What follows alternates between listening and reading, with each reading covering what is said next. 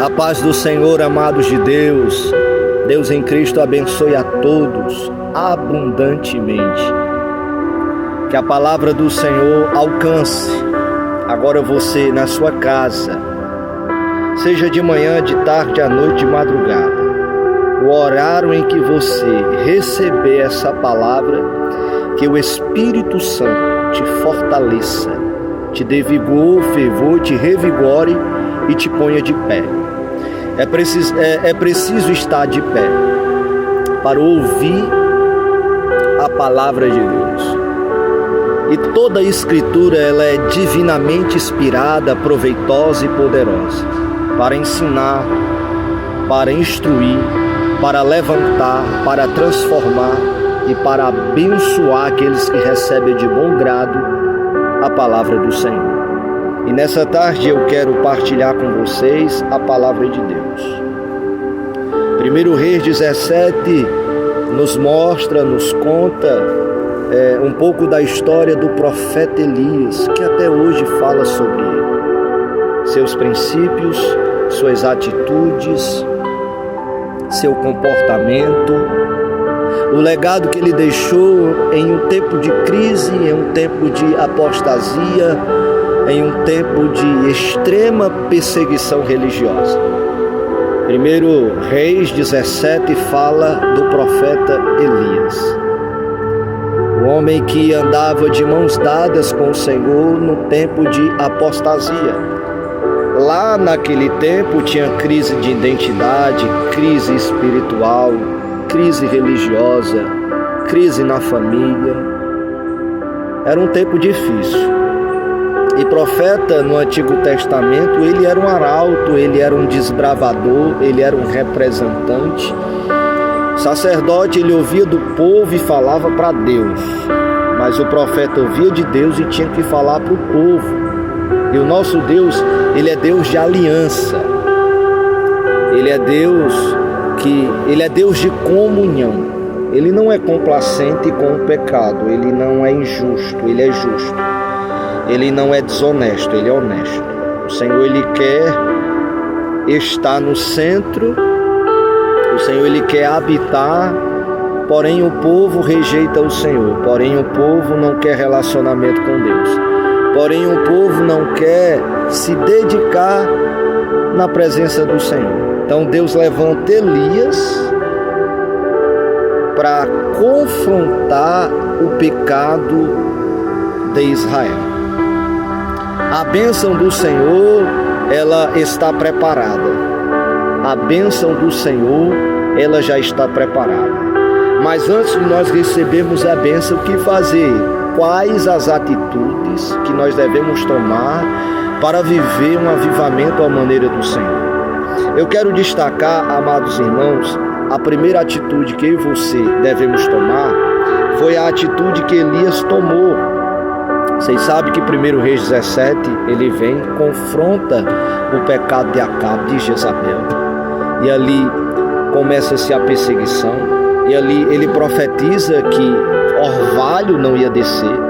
E sem orvalho não há alimento, sem orvalho não há chuva, sem orvalho não há fertilidade, sem orvalho não há... Sem orvalho a terra fica seca, né? Fica árida. Não há como plantar, não há como cultivar.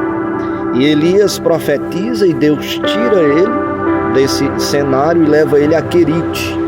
Vocês sabem o que aconteceu em Querite. Vocês sabem como Deus cuidou do profeta Elias. Mas o que eu quero destacar realmente é quando ele confronta os profetas de Baal e de Azerá, lá no monte, onde ele nos ensina aqui um princípio.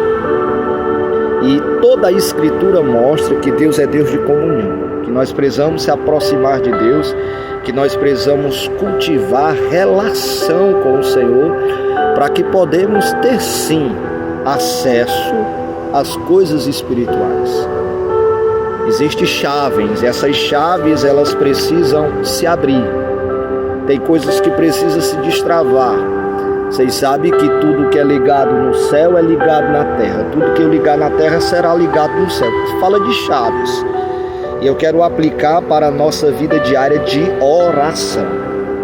E Elias nos mostra que os profetas de Baal, né, e Jazerá, eles clamam pelos seus deuses, mas os seus deuses não respondem, porque são deuses que não têm ouvido, que não têm olhos, que não têm boca, né, para falar, para ver e para ouvir. São deuses com D pequeno, são deuses estranhos, criados pelas criaturas.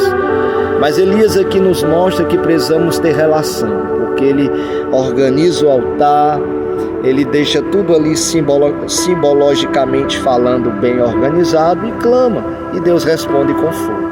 Ou seja, precisamos restaurar o altar da comunhão, da devoção e da relação com Deus, para vivermos um avivamento à maneira do Senhor, porque o povo está em seca, os animais estão morrendo, né? As plantações estão secas, não há plantação, não há cultivo, não há agricultura, porque não tem chuva.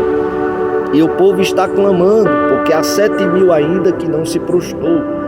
Tem gente clamando, tem gente suplicando, tem gente se entregando, tem gente buscando a Deus piedade e relação, para que Deus traga novamente as chuvas, para que Deus traga novamente o orvalho, para que Deus derrame chuva novamente e Deus venha abençoar a sua terra, o seu povo.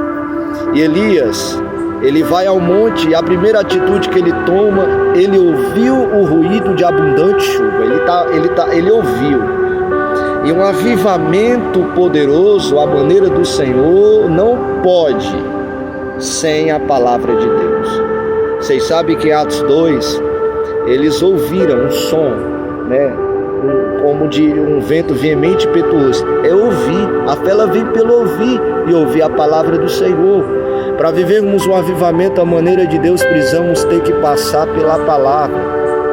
E se nós estamos limpos pela palavra, louvado seja Deus, porque a palavra limpa, a palavra santifica, a palavra liberta, a palavra transforma. E para nós vivermos um avivamento, precisamos tratar dos nossos pecados diante do Senhor. Deus não é complacente com o erro. Abacuque 2, verso 13 diz que Deus é tão puro de olhos que não suporta o mal. Isaías, no capítulo 6, chama ele 3 vezes santo. Ele é santo, ele é santo, ele é santo. Lá em Levítico, há expressões que seja ali aproximadamente 150 vezes que vai falar de ser santo, né? Levítico é um livro, amados irmãos, onde Deus quer organizar o povo nos atos cerimoniais, apontando para Cristo, chamando o povo a ter santidade. Então, sem santidade ninguém verás ao Senhor. Então, precisamos tratar dos nossos pecados com Deus, precisamos se converter. Há um texto em 2 Crônicas 7, verso 14: se o meu povo que se chama pelo meu nome se humilhar, orar, buscar a minha face, converter dos seus maus caminhos, então eu ouvirei. Deus está ocasionando ali seca na agricultura, aquele tempo difícil lá em Israel, porque o povo queria estar prostrados a ídolos, queria viver na idolatria. E Deus não se agrada dessas coisas, é Ele que merece toda a honra, toda a glória e todo o louvor. Não é Baal, não é Asterote, não é Deus estranho, é o Senhor, o Deus que fez os céus e a terra. Então a primeira atitude que Elias tomou é porque ele ouviu, e a segunda, ele subiu ao cume do monte.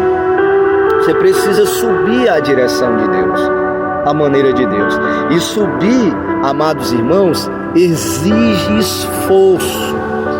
Ele diz para Josué, no capítulo de número 1, que toma o seu nome, versículos 6 e 7. Josué, esforça-te, tem de bom ânimo, eu te ajudo, eu te esforço, eu te sustento. Ou seja, Deus quer que a gente se esforce.